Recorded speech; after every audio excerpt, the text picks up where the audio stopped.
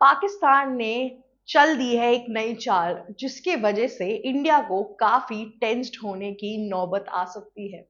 जी हाँ, पाकिस्तान को तो मानो जैसे एक जैकपॉट मिल चुका है।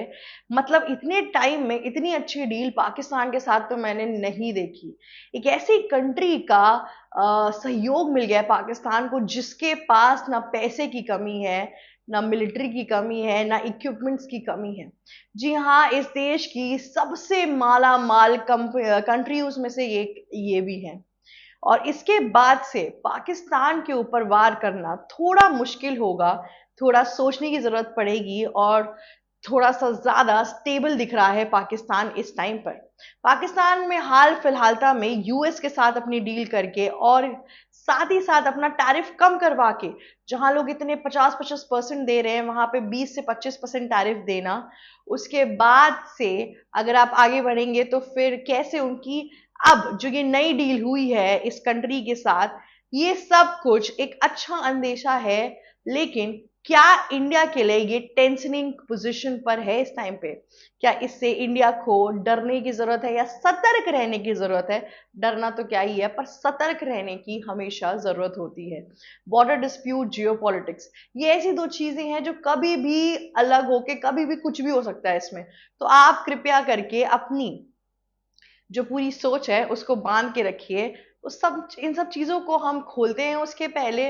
नमस्कार दोस्तों, मेरा नाम श्री चित्रांशी है और आप देख रहे हैं एबीसी हिंदी। जी हाँ, आगे बढ़ते हैं। तो पाकिस्तान गए थे सऊदी अरेबिया। जी हाँ, वहां के जो क्राउन प्रिंस थे मोहम्मद बिन सलमान, उन्होंने उनको बुलाया था। एक उनकी मीटिंग हुई जहां पे वो खाना पर भी गए और बैठे, नोश फरमाया और साथ ही साथ उन्होंने ये ऐतिहासिक डील साइन कर दी सऊदी अरेबिया के साथ। जी हाँ, इस डील के तहत ये एक सिक्योरिटी डील है जैसे नाटो ने साइन की है कि नाटो के अगर किसी एक कंट्री पे भी वार होगा तो पूरा नाटो खड़ा होगा। इन द सिमिलर मैनर अब पाकिस्तान और सऊदी अरेबिया, ये दोनों की मिलिट्री ऑलमोस्ट सिमिलर बेसिस पे काम करेगी। मतलब कि अगर तुमने पाकिस्तान पे अटैक किया तो सऊदी अरेबिया पे अटैक करने जैसा होगा वो। और अगर तुमने सऊदी अरेबिया पे अटैक किया तो इसका मतलब तुम पाकिस्तान पे अटैक कर रहे हो। अब ये दोनों कंट्रीज अपनी जो मिलिट्री है इन दोनों को क्लोज अफेयर में लाएंगी और मिलिट्रीज साथ में लड़ाई करेंगी इस चीजों के लिए। अब अब आप समझ रहे हैं कि मैं किस जैकपॉट की बात कर रही थी। किस तरीके से पाकिस्तान ने इंडिया के लिए एक बहुत टेंशनिंग सिचुएशन सामने लाके खड़ा कर दी है। इस पे इंडिया का भी रिएक्शन आया है। इंडिया के विदेश मंत्रालय से हमें ट्वीट पढ़ने को मिला जहां पे वे बोलते हैं कि हम इस पूरी जो रिलेशन अभी बनी है इसको स्टडी करेंगे। उसके बाद से इस पे कुछ ना कुछ कंक्लूजन निकलेगा, या फिर देखेंगे कि इसमें हम क्या नया और क्या हमारे लिए किस तरीके से चीजें होंगी आगे जाके। अब खैर टेंशनिंग सिचुएशन तो है, पर ऐसा क्या हो गया? आखिर ये सब कुछ इंडिया के लिए टेंशनिंग है या फिर पाकिस्तान ने और या फिर सऊदी अरेबिया ने ये सब चीज किसी और के लिए किया? जी हाँ, पाकिस्तान के हिडन मोटिव तो हम नहीं बता सकते, पर सऊदी अरेबिया का एक हिडन मोटिव हो सकता है। पाकिस्तान के पास है न्यूक्लियर पावर। दूसरी चीज, पाकिस्तान और यूएस पहले बहुत अच्छे मित्र थे। जैसा कि आप देखेंगे कि यूएस ने बहुत टाइम से अपना और सऊदी अरेबिया के साथ रिश्ते बहुत अच्छे मेंटेन करके रखे हैं। लोग कुछ भी करते हैं बट सऊदी अरेबिया और गल्फ कंट्री से इतना लड़ाकी या फिर डिस्प्यूट के अंदर नहीं आते हैं। पहले यूएस ने सऊदी अरेबिया को उनके जो क्या कहते हैं बॉर्डर एनिमीज थे उनसे भी बहुत टाइम तक बचा के रखा।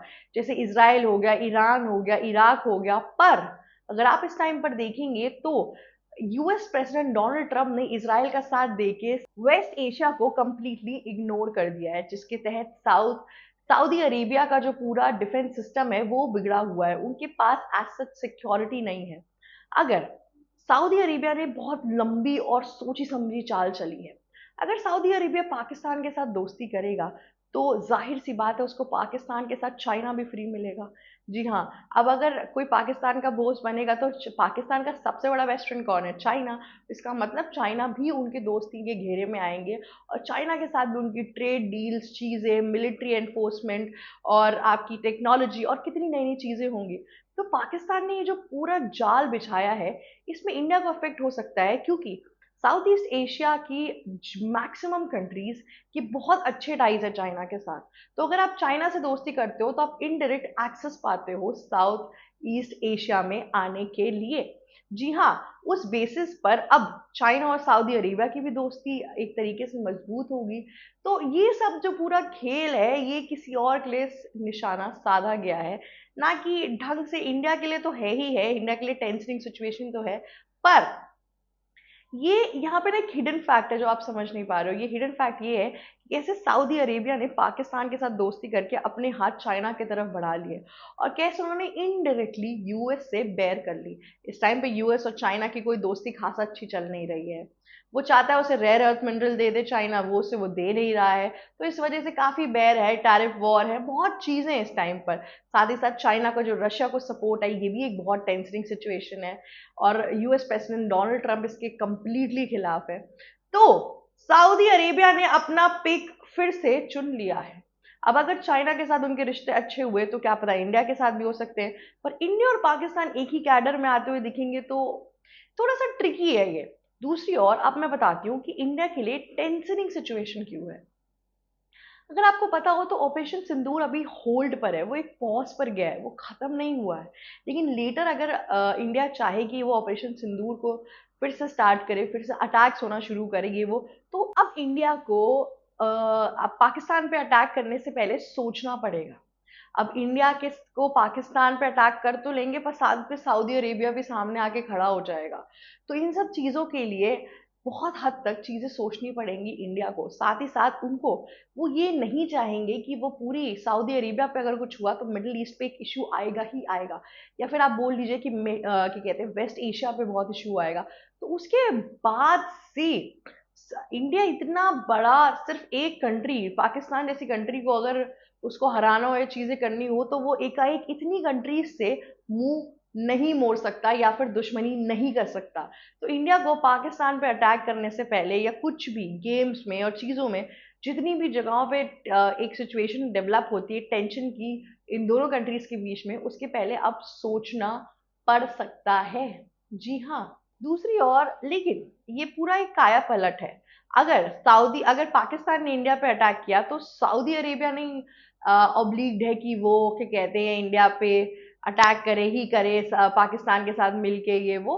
लेकिन ये चीजें थोड़ी अलग हैं इस टाइम पर, और ये जो संगठन और सहयोग इन दोनों कंट्रीज ने एक दूसरे का लिया है, इससे पाकिस्तान को काफी फायदे हैं, एक जैकपॉट है, क्योंकि सऊदी अरेबिया के पास इफरात पैसा है।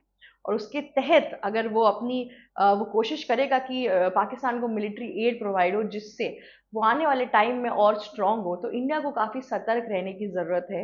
इस टाइम पर इंडिया को अपने एलाइज और स्ट्रांग करने चाहिए, और ऐसे सिक्योरिटी बॉर्डर के कहते हैं जो कॉन्टैक्ट्स हैं वो इंडिया को भी साइन करने चाहिए, ताकि आगे जाके चीज़ें बेहतर हो और एक फर्म कोई कंट्री स्टैंड अप ले।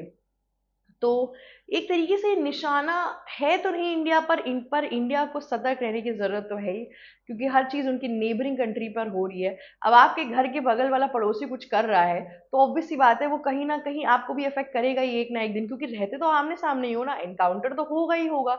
तो उस बेसिस पे इंडिया को थोड़ा सतर्क रहने की जरूरत है। पर इसका एक्चुअल मुद्दा कहीं और है। ये एक अलायंस जो बनाया है सऊदी अरेबिया ने, ये साउथ ईस्ट एशिया के साथ बनाने का सोचा है, ताकि उनका वेस्टर्न डिपेंडेंसी कम हो जाए।